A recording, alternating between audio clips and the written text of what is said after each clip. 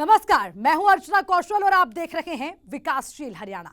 मुख्यमंत्री मनोहर लाल का दावा है कि पिछले 8 सालों में उनकी सरकार ने राजनीति से ऊपर उठकर कई ऐसे विकास के काम किए जिसकी आज पूरे देश में चर्चा हो रही है। शहरों की तर्ज पर गांव में सुविधा मुहैया करवाई जा रही है। पोर्टल के जरिए बिना किसी भेदभाव के घर बैठे हर किसी के काम आसानी से हो रहे हैं। पर्ची खर्ची का सिस्टम पूरी तरह से बंद हो चुका है। बेटियों को शिक्षा, महिलाओं को सशक्त, युवाओं को रोजगार, बुजुर्गों को पेंशन, प्राकृतिक आपदा पर किसानों को मदद, फसलों की सिंचाई के लिए खेतों में पानी और परिवार पहचान पत्र से गरीब परिवार को सरकारी मदद समेत कई ऐसे मनोहर कदम उठाए गए हैं जिससे कतार के आखिरी व्यक्ति के जीवन में बदलाव आया है। अगले आधे घंटे में विकासशील हरियाणा के जरिए हम मनोहर सरकार के इन्हीं कदमों की जानकारी आप तक पहुंचाएंगे।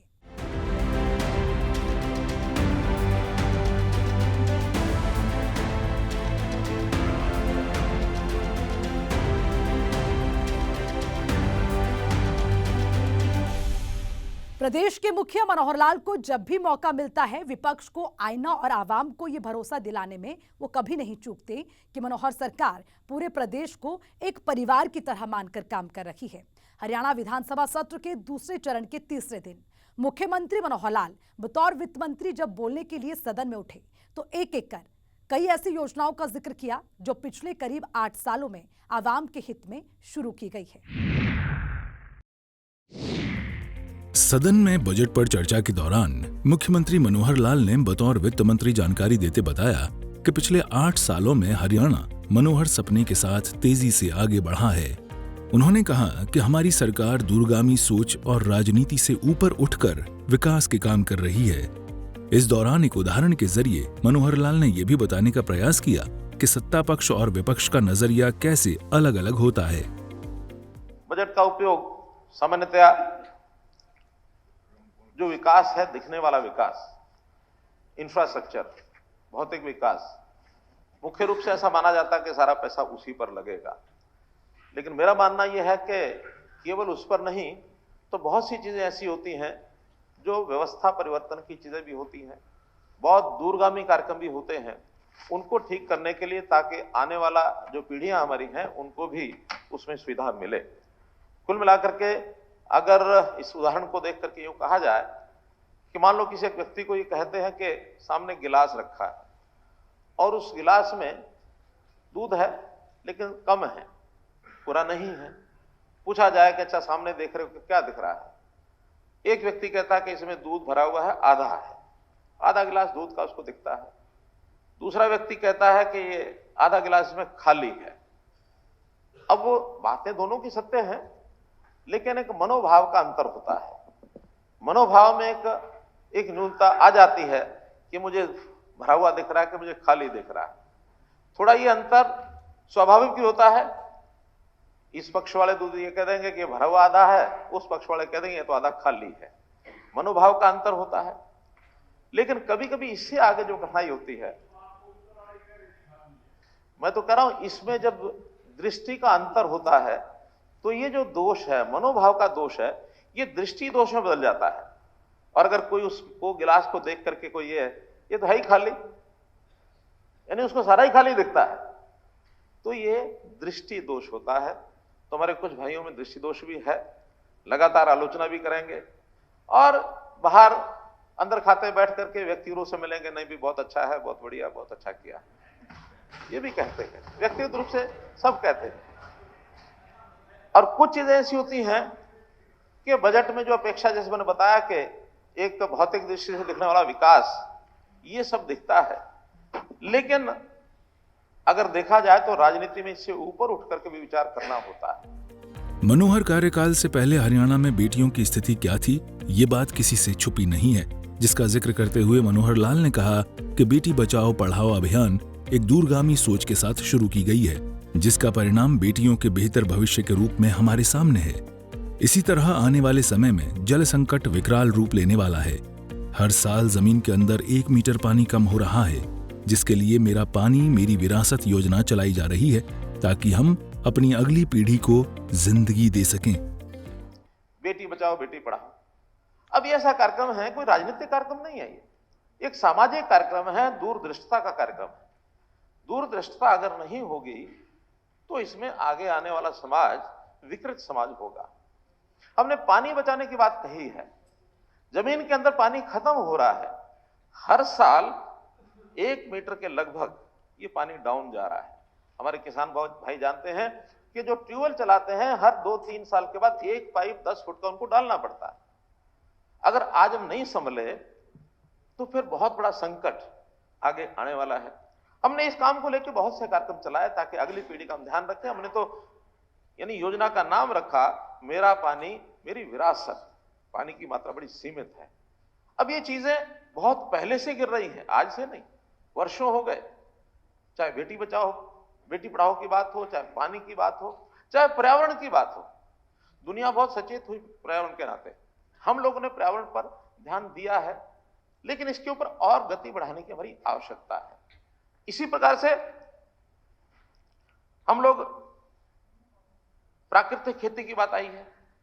अभी हमारे एक माननीय विधायक बोल रहे थे कि प्राकृतिक खेती की आवश्यकता क्यों पड़ी। ठीक है, समय की आवश्यकता के हिसाब से हमने 60s में एक ग्रीन रेवोल्यूशन पर काम किया। अन्न की आवश्यकता थी, अन्न कम हो गया। एक समय व्यक्ति खाना न खाए, ये अपील भी उस समय के प्रधानमंत्री लाल बहादुर शास्त्री जी ने की। बहुत लोग वर्षों तक इसको निभाते रहे।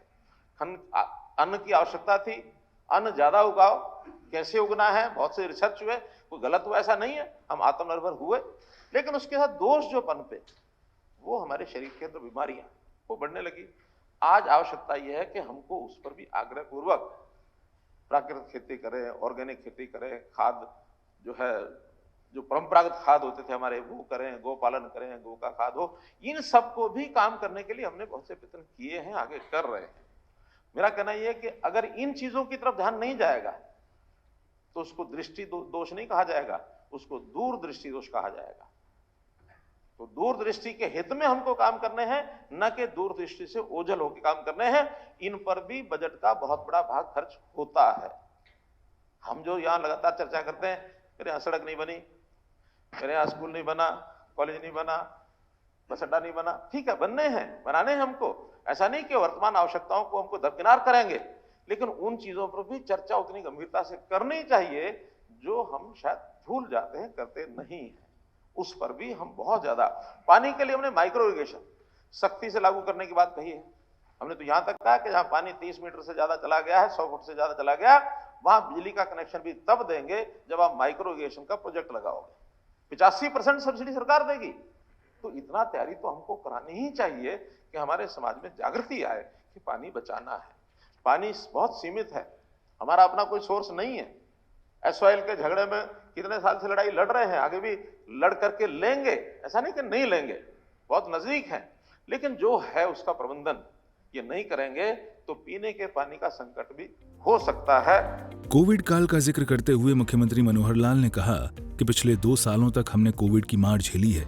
इस दौरान विपक्षी पार्टियों का हमें भरपूर सहयोग मिला, लेकिन हकीकत ये भी है कि इस दौरान विकास कार्य में बाधा आई है, लेकिन इसे अब दूर करने का समय आ गया है। मुख्यमंत्री मनोहर लाल ने कहा कि हमने व्यवस्था परिवर्तन का चैलेंज लिया है। इसमें परिवार पहचान पत्र पूरी दुनिया में एक मिसाल बनने जा रही है। दुर्भाग्य से पहले 2 वर्ष कोविड से प्रभावित रहे और कोविड में हमारी जो गति है वो रुकी है, मानने में कहीं कोई आपत्ति नहीं है। अच्छी बात यह कि सब लोगों ने मिल करके हमारी सर्वदलीय बैठकें भी हुई और सर्वदलीय बैठकों में हमने बहुत सी चीजों में समस्या को पार करने के लिए निर्णय भी लिए। लेकिन संकट बड़ा था। उन 2 वर्षों में हम एक सेटबैक हमको लगा, रेवेन्यू में भी लगा, खर्चे में भी लगा, विकास में भी लगा। अब के बाद ये जो पिछला वर्ष गया 2022-23 का, हमको पिछले 2 वर्ष की कमी को भी पूरा करना था। बहुत से काम रुके हुए उनको हमने शुरू किया। बहुत चीजों को करने के बाद आज भी जितनी हमें विकास के नाते उन 2 वर्षों की कमी पूरी होनी चाहिए थी, नहीं हो पाई है। लेकिन हम उसके ऊपर प्रयत्न करके अब मेहनत करके इस अगले वर्ष में सब चीजों को पूरा करेंगे। हमको 2 वर्ष पिछले और इस 2 वर्ष का मिला के 4 वर्षों का काम सिर्फ 2 वर्ष में ही करना होगा। हमारी स्पीड हमको डबल करनी होगी, इसका हमने पूरा प्रबंध किया है। अब इसके साथ एक चीज और भी जो मैं ध्यान कराऊंगा कि एक हमने एक चैलेंज ले लिया और वो चैलेंज ले लिया व्यवस्था परिवर्तन का। और खास करके व्यवस्था परिवर्तन के सारे विषय हमने उसकी तैयारी जो की उन कोविड के 2 वर्षों में की कि क्या क्या व्यवस्था परिवर्तन हो सकते हैं। आखिर काम में कोई रुका नहीं है, बैठे नहीं, लेकिन सबके लिए जैसे था वर्क फ्रॉम होम, तो वर्क फ्रॉम होम के नाते हमने भी चाहे ऑफिस बैठ के, चाहे कमरे में बैठ के, चाहे कहीं बैठ के व्यवस्था परिवर्तन के बहुत बड़े बड़े काम किए, बड़ा हमने सपना भी लिया। जब कभी व्यवस्था परिवर्तन के काम ज्यादा होते हैं उसके परिणाम निकलने में समय लगता है, और उस परिणाम के समय लगने के कारण से कहीं परेशानी भी होती है। उस परेशानी को ठीक है उठाते हैं, बहुत बंधु उठाते हैं, नागरिक भी उठाते हैं, हमारे विपक्षी दल भी उठाते हैं, कहीं कहीं हमारे विधायक भी हमको कहते हैं ये कठिनाई आ गई, ये आ गई, ये आ गई। मुझे मालूम है कि हमने कितने उसमें से विषय शुरू किए व्यवस्था परिवर्तन में। सबसे बड़ा व्यवस्था परिवर्तन परिवार पहचान पत्र का किया, ये बहुत बड़ा परिवर्तन है, और पूरे देश में इस प्रकार का कोई किसी ने ऐसा सिस्टम खड़ा नहीं किया है, दुनिया में भी नहीं किया है। हमको विश्वास है कि हम इस पर एक ऐसा बड़ा प्रयोग करके दिखाएंगे कि हर परिवार हमारे नेट में आ जाए, हमारे दायरे में आ जाए, ताकि उसकी पहुंच हमारी बहुत सीधी सीधी हो जाए। ये जो लंबा रूट होता है जनता के लोगों को परिवार तक पहुंचने का, उस रूट को शॉर्टकट करके सीधा डायरेक्ट संपर्क सरकार का और उस व्यक्ति परिवार के साथ हो जो गरीब से गरीब है। परिवार पहचान पत्र में इसमें हमको सफलता मिल रही है। जब नया प्रयोग है, कठिनाइयां जैसे मैंने बताया आएंगी। हमने किसानों के लिए मेरी फसल मेरा ब्यौरा ये बनाया, आलोचना हुई खूब, लेकिन आज जब लोगों को पता लग गया इसके क्या क्या लाभ हैं, डायरेक्ट पेमेंट किसान को होती है, सीधा उसके खाते में जाता है। बीच में विरोध किसानों ने भी किया, पॉलिटिकल लोगों ने भी किया, आड़ती बंधुओं ने भी किया, बहुत लोगों ने किया, लेकिन कितना लाभ उसका हुआ है मेरा अनुमान है कि कम से कम 5-10% का लाभ सीधा सीधा उस राशि को सीधा उसके बैंक के अकाउंट में पहुंचेगा, उससे लाभ उसका होगा। हाँ, उसका लाभ होगा तो हो सकता है किसी को नुकसान भी हो सकता है, लेकिन किसान का लाभ, ये हमारी कमिटमेंट है, उसके ऊपर मैंने किया। हमने इसी प्रकार हरियाणा इंजीनियरिंग वर्क्स पोर्टल बनाया है।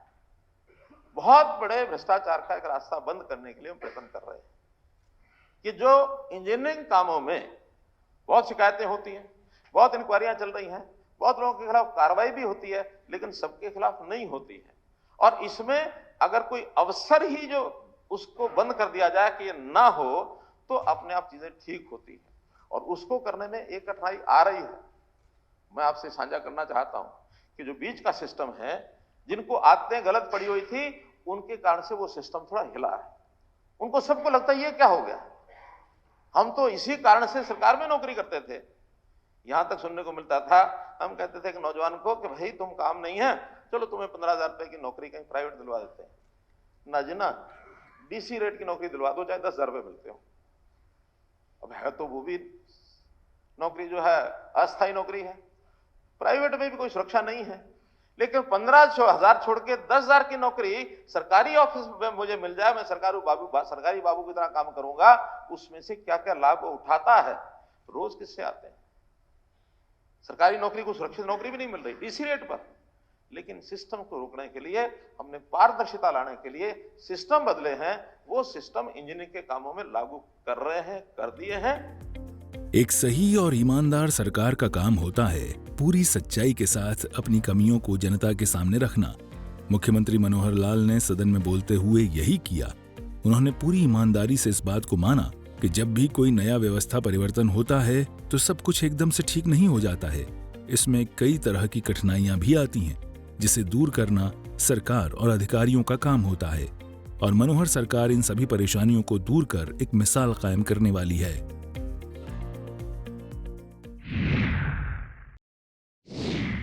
आवाम के हित में व्यवस्था परिवर्तन पर बोलते हुए मुख्यमंत्री मनोहर लाल ने कई जानकारी दी।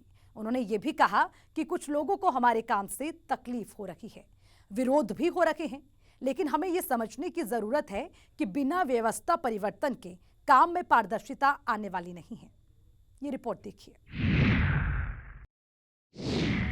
प्रदेश की एक बड़ी आबादी गांवों में बसती है, जिसमें कुछ लोग आर्थिक रूप से मजबूत हैं तो कुछ इतने कमजोर कि उनके सामने खाने तक के लाले पड़े रहते हैं। ऐसे में गांव और ग्रामीणों का विकास मनोहर सरकार की पहली प्राथमिकता है, जिसके लिए सरकार की ओर से भेजे जाने वाले पैसे का सही इस्तेमाल होना जरूरी है।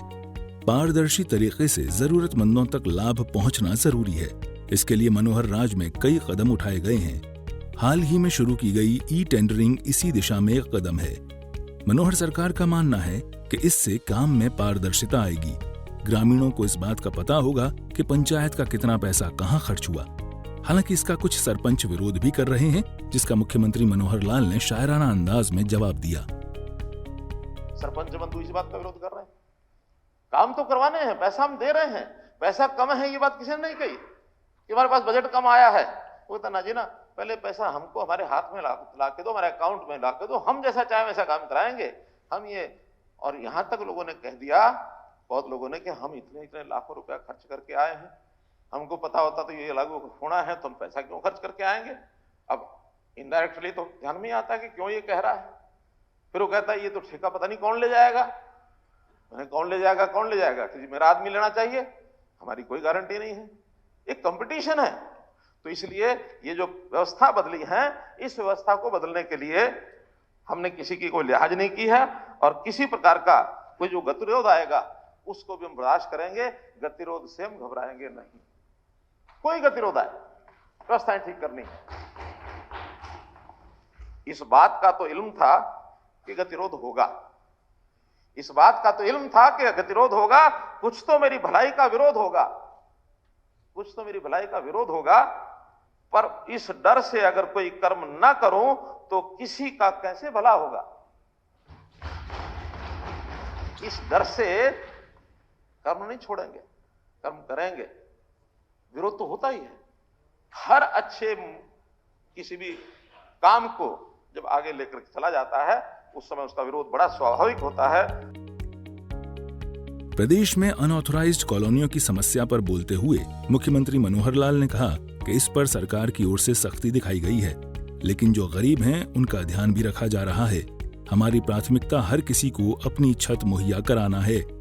तो मेरा तो यही कहना है कि हम लोगों ने ये जो प्राथमिकताएं अपने बनाई है, उस प्राथमिकताओं में अभी बहुत सा अनाप शनाप अनऑथराइज्ड कॉलोनीज ये बढ़ रही हैं, बढ़ती रही हैं लगातार। कौन से समय नहीं बढ़ी हैं, बढ़ी हैं खूब। लेकिन इस बार थोड़ा सा सख्ती का एक और आलम ये आया कि हमने कोई भी रजिस्ट्री जो रेजिडेंशियल एरिया जो उसका क्या उसको बोलते हैं, अर्बन एरियाज के बाहर कंट्रोल्ड एरिया, कंट्रोल्ड एरिया में एनओसी और एनडीसी, अगर वो म्यूनिसिपैलिटी में है तो एनडीसी नो ड्यूज सर्टिफिकेट लेकर के आएगा तो रजिस्ट्री होगी। कंट्रोल्ड एरिया में है तो टाउन कंट्री प्लानिंग से एनओसी लेकर आएगा तो रजिस्ट्री होगी, नहीं तो नहीं होगी। 2 नंबर में कब बेचेंगे। हाँ, इसके बाद जो नया बना रहे हैं उनको हम गिराएंगे भी सही, और साथ में जो गरीब आदमी है उसको मकान मिले, क्योंकि आखिर अनऑथराइज्ड कॉलोनी बनने का एक बड़ा कारण होता है गरीब आदमी होता है, उसको उतना पैसा नहीं होता जितने हमारे बिल्डर्स और जितने हमारे डेवलपर जो हैं वो उनके लिए रेट तय करते हैं। इसमें हमने कुछ ऐसे गरीब लोगों की विशेष योजना है, प्रधानमंत्री आवास योजना चल रही है, हरियाणा प्रदेश की भी अलग से योजना लाने जा रहे हैं, जिसका उल्लेख हमने किया है बजट में, कि हम ऐसे गरीब आदमियों को रियायती दरों पर उनको मकान कैसे दे सकें, इसका प्रबंध करेंगे। लेबर के लोगों को उनके काम के स्थान पर कुछ आवासीय व्यवस्था, चाहे लीज पर हो चाहे किराए पर हो, इंडस्ट्री की व्यवस्था खड़ी कराएंगे, लेकिन उनको रहने का मकान सबको मिले। मुख्यमंत्री मनोहर लाल ने स्थानीय सरकार, जिसमें जिला परिषद, नगर निगम, पंचायत इत्यादि को मजबूती प्रदान करने पर जोर दिया। उन्होंने कहा कि इस दिशा में हरियाणा सरकार ने कई कदम उठाए हैं। लोकल सेल्फ गवर्नमेंट्स, इनका स्थायित्व कैसे, इनको कैसे यानी कैसे इनको इंडिपेंडेंट किया जाए, इनको ऑटोनोमस कैसे किया जाए, इनके अधिकारों को पूरे तरह से इनको सौंपने का काम हम कर रहे हैं। कभी नहीं हुआ, 1993-94 के अंदर ये संविधान का संशोधन हुआ था, पंचायती राज एक्ट का, लेकिन बहुत वर्षों तक दूसरे प्रदेश हमारे से आगे निकल गए। केरल हमारे से आगे निकल गया, कर्नाटक हमसे आगे निकल गया, महाराष्ट्र आगे निकला हुआ, हम बहुत पीछे थे। अब हमने, चाहे जिला परिषद हो, चाहे पंचायत समितियां हो, चाहे पंचायतें हो, ऐसी अर्बन लोकल बॉडीज में नगर निगम हो, कमेटियां हो या परिषद हो, इन सबका पहला विषय तो इनके फंड्स इनको जाए, निश्चित मात्रा में जाए, यानी 7% of SOTR, state own tax revenue का 7% फिक्स कर दिया, उसमें भी 55-45 की रेशो ये उनको जाए, 55 ग्रामीण में, 45 शहरों में। इसके अलावा 2% हमने अपने पास बचा के रखा है कि जो कमी वाली ऐसी इकाइयां हैं, शहरी हैं चाहे ग्रामीण हैं, 2% हमारे पास वो डिस्क्रिप्शन रहेगा कि कौन सी इकाई को कब देना है, वहां के विकास में कमी आई, वहां डिमांड आ गई, जो आएगा वो डिपार्टमेंट मुख्यमंत्री हाथ मिल करके, जैसा कुछ फंड्स होते हैं वो फंड हमने रखा है। इसके अलावा 2% स्टाम्प ड्यूटी जो पहले केवल शहरों में होती थी, अब ग्रामीण क्षेत्र में बहुत महंगी जमीनें बिकने लग गई हैं, इंडस्ट्री बहुत पहुंच गई है, बहुत से नए नए प्रकल्प आ रहे हैं, तो उस जमीन का 2% का पैसा 1% पंचायतों को, आधा % जिला परिषद को, आधा % ब्लॉक पंचायत समितियों को, ये पैसा भी उनके पास जाएगा। 2% बिजली के बिलों का खपत का, वो बिल रिकवरी के ऊपर ये पैसा भी उनको मिलेगा। और स्थानीय तौर पर जितनी इनकम बढ़ा सकते हैं, बहुत से मद हैं उनको छूट दी है कि आप बढ़ाइए, लेकिन वो इंडिपेंडेंट रहेंगे। पैसा जो हमको मिलेगा, इसके बाद जिला परिषदों को तो हमने इंजीनियरिंग का जो विंग बढ़ाने की बात भी कही है, कुछ इंजीनियरिंग का स्टाफ वो भी उनको रखने के लिए कहा है, ताकि धीरे धीरे हम उनमें कुछ ना कुछ चीज आगे बढ़ा सकें। और इसमें भी हमने कुछ जो उनको राहत दी है, उस राहत के अंदर जो जिला परिषदों को हमने बताया है कि पंचायती राज में यानी स्कूलों की बिल्डिंग्स, उनको मरम्मत का काम, शमशान घाट और कब्रिस्तान, उनके लिए जो हमारी शिवधाम योजना है उसका काम, 5 क्रम के रास्ते जो मार्केटिंग बोर्ड के हैं उनकी मरम्मत का काम, उससे छोटे 4 क्रम के रास्ते उनको बनाने का काम, इसी प्रकार बस क्यू शेल्टर्स, ई लाइब्रेरीज, 5-5 गांव में हर ब्लॉक के अंदर स्ट्रीट लाइट लगाने का काम, आंगनवाड़ी की रख रखाव की व्यवस्था, मिड डे मील की मॉनिटरिंग करने का काम, घर घर कूड़ा एकत्र करने की ग्रामीण क्षेत्रों में बड़े गांव में व्यवस्था बनाने का काम, ये सारा जिला परिषदों को हमने सौंपा है। इसी प्रकार आगे चल करके पंचायत समितियों के भी कामों को थोड़ा उल्लेख करेंगे, उनको भी बजट उस प्रकार से दिया जाएगा। पंचायतों का जो बजट है वो ठीक पारदर्शिता से खर्च हो, तो वहां जितने पैसे की आवश्यकता होगी वो पर्याप्त दे रहे हैं, और आवश्यकता होगी तो पैसे कमी नहीं रखने देंगे। हरियाणा सरकार हर वर्ग को ध्यान में रखकर काम कर रही है। बीपीएल परिवारों की निर्धारित आय सीमा 1,80,000 रुपए हरियाणा में सबसे अधिक है। आंगनबाड़ी सेविका को हरियाणा में सबसे अधिक वेतन दिया जा रहा है। इतना ही नहीं, कई विभागों के आउटसोर्सिंग कर्मचारियों को पेंशन की सुविधा दी गई है।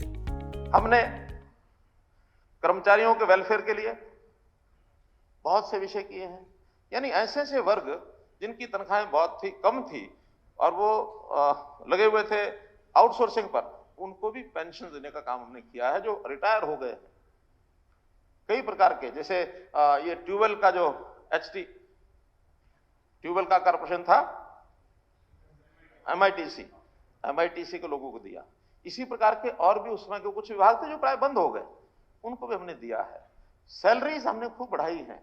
अब वो सैलरी जो 10,000, 12,000, 13,000 ले रहे थे, जैसे जैसे एचकेआरएन में आए हैं सबकी 2,000, 3,000, 4,000 उनकी सैलरीज बढ़ गई है।